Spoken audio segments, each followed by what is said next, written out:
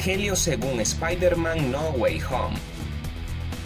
Si el mundo entero conoce de la identidad de Spider-Man, entonces, ¿para qué es la máscara? Un multiverso alocado junto a sus consecuencias y una promesa de reunir a los tres Spider-Man es el plato fuerte de No Way Home. Pero lo más importante, ¿qué verdad bíblica se esconde detrás de cada uno de estos sucesos? ¿Y cómo cada uno puede afectar nuestras vidas? ¿Acaso esta película puede reflejar las luchas espirituales que se viven dentro de las iglesias cristianas? Mi nombre es Sergio García y te voy a explicar por qué titulé a este video El Evangelio de Spider-Man No Way Home. Por eso quédate en el siguiente video y cuidado que vengo con muchos spoilers. Todos quedamos a la expectativa, luego de que Misterio, en la anterior película, revelara la identidad del joven arácnido. Esa lucha entre la verdad y la realidad trajo consigo un sinfín de problemas, que lo podemos ver desde el principio de la película, que marcaría el inicio de la transformación del Spider-Man de Tom Holland. Pero te preguntarás, ¿por qué lo titulé El Evangelio de Spider-Man No Way Home? Déjame entrar en contexto y te lo explico. ¿Alguna vez has escuchado una palabra y automáticamente crees conocer su significado? Sea por cultura, porque la escuchaste en otra persona y la reinterpretaste, en fin, hasta que investigas y quedas sorprendido al enterarte que no es lo que imaginabas. Pues sí, a todos nos ha pasado alguna vez. Esto mismo pasa con la palabra evangelio. Te aseguro que debes asociarla con religión, iglesia, Biblia y un sinfín de etcéteras. Y aunque parezcan palabras cercanas, su significado real es buenas noticias. Unas buenas noticias que en nuestra cultura actual son tergiversadas o no se entienden con la profundidad con la que deben ser entendidas. Como en la Biblia existen 4 evangelios, vamos a dividir este video en 4 partes. Por favor, quédate hasta el final y me dejas tus comentarios. Número 1. El dilema de la fama y la realidad. Cuando al afamado actor Jim Carrey, en medio de una entrevista, le preguntaron ¿qué le deseas de todo corazón a tus fanáticos?, él respondió: ojalá todos puedan ser ricos y famosos para que se den cuenta que ese no es el camino. Todas las pantallas en la ciudad de Nueva York han develado el mayor secreto de cualquier superhéroe: su identidad. Peter Parker no solo se encuentra con el dilema de proteger a los suyos tras develarse quién es, sino que ahora debe enfrentar un sinfín de acusaciones falsas en su contra. Es muy sencillo hacer empatía con Spider-Man, mientras es asediado por la prensa y está en el ojo del huracán mediático. Su paz se ve turbada mientras va a su apartamento o ingresa al colegio. Al mejor estilo de la película Enemigo Público, Peter se encuentra a la defensiva ante tanto acontecimiento. Algo similar fue lo que sucedió en el año 64 después de Cristo, cuando se produjo el gran incendio de Roma.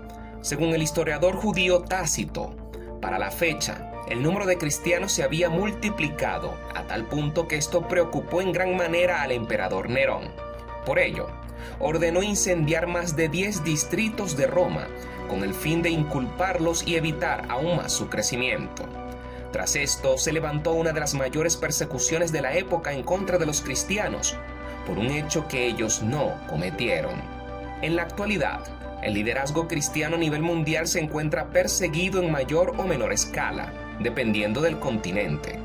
Esto lo muestran las estadísticas recientes de la ONG Puertas Abiertas. Personas perseguidas simplemente por su fe y acusados falsamente, en su mayoría, son ignorados.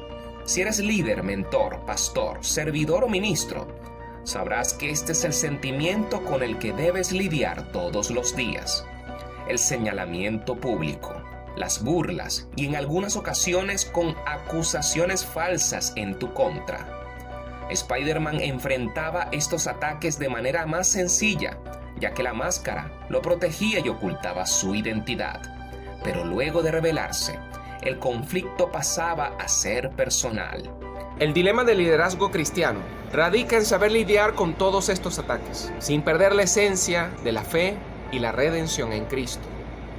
Ahora, si miras esto desde afuera, quizás te estés enterando ahora mismo.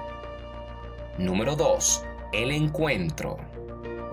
La promesa de reunir a los otros dos Spider-Mans junto a Tom Holland elevaba aún más las expectativas en No Way Home. Las filtraciones de los trascámaras y las posibilidades inexploradas del multiverso permitía a los fans soñar con una película épica rememorando este icónico meme.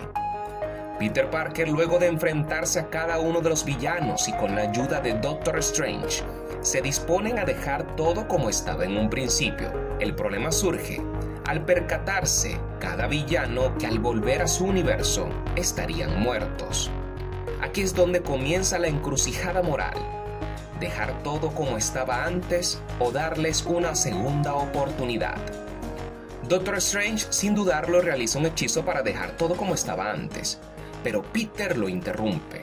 Gracias a las enseñanzas recibidas de parte de su tía May, Spider-Man cree en las segundas oportunidades. Cree que pueden cambiar. Está convencido que estos villanos pueden dejar su maldad en la vida pasada. ¿Esto te suena familiar? Peter tiene tanta fe en ellos, tiene tanta fe en la humanidad, que llega al punto de llevarlos al apartamento donde se estaban hospedando para tratar sus enfermedades. Nuevamente, ¿te suena familiar? La labor del cristiano que actúa como iglesia siempre será restaurar vidas, brindar la buena noticia o evangelio de que sus pecados fueron ya pagados por Jesús en la cruz, así como lo hizo Spider-Man con los villanos. Brindar la oportunidad a todo aquel que quiera ser restaurado y escribir una nueva historia a partir de ahora. Para Peter, la tarea no es fácil. Primero, debe convencer a cada villano que con su ayuda pueden cambiar. Y segundo, que el procedimiento de transformación es eficaz y puede funcionar en ellos. En este ámbito podemos decir que este es el día a día de un líder cristiano, mentor o pastor. Demostrar al mundo que el perdón de Jesús es suficiente para cualquier error o pecado. Que Dios no está lejos de aquel que clama a su nombre. La metamorfosis está a disposición de todo aquel que quiera recibirla.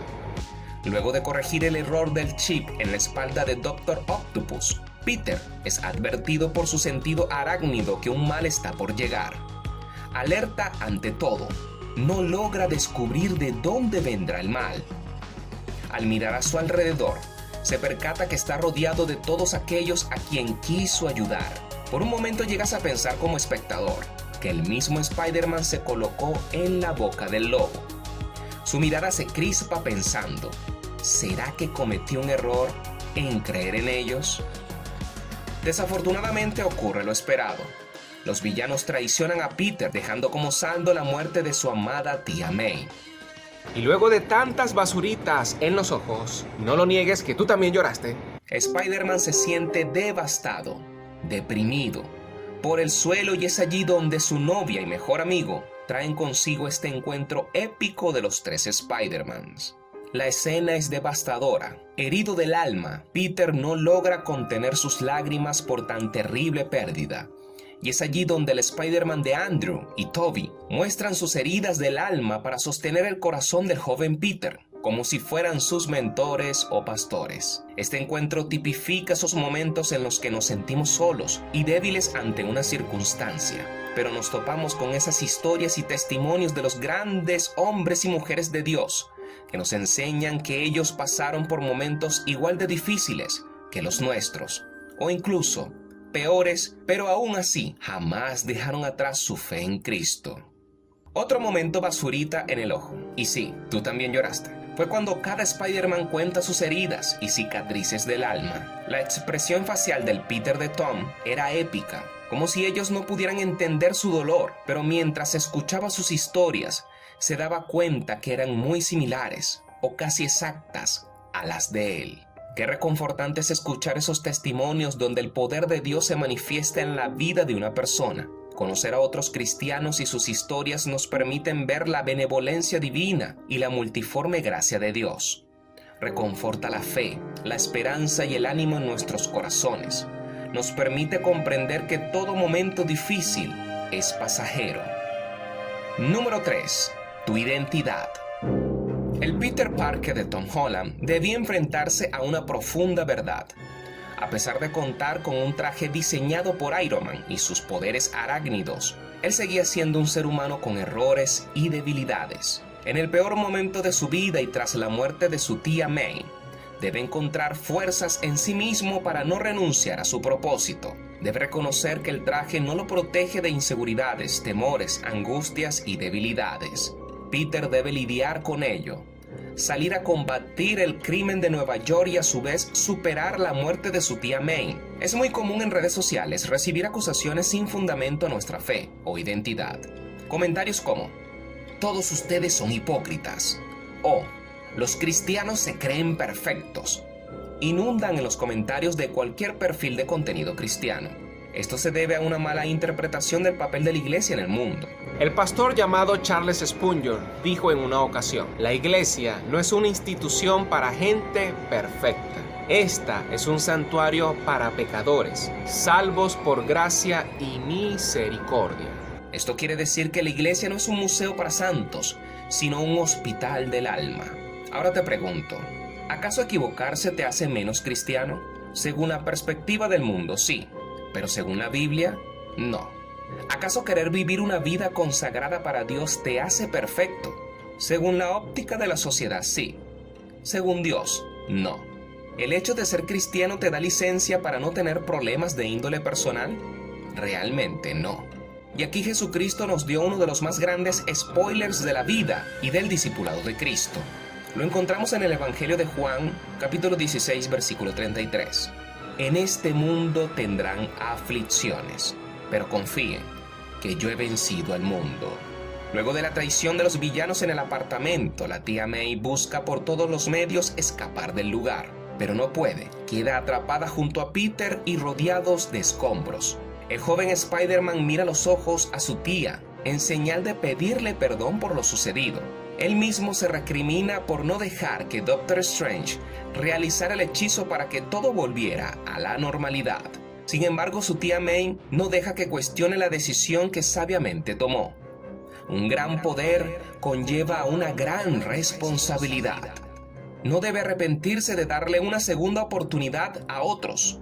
A pesar de la traición, su propósito debe permanecer firme por encima de sus propios sentimientos. Todo aquel que se considere cristiano o discípulo de Cristo debe entender que la misión está por encima de cualquier circunstancia humana.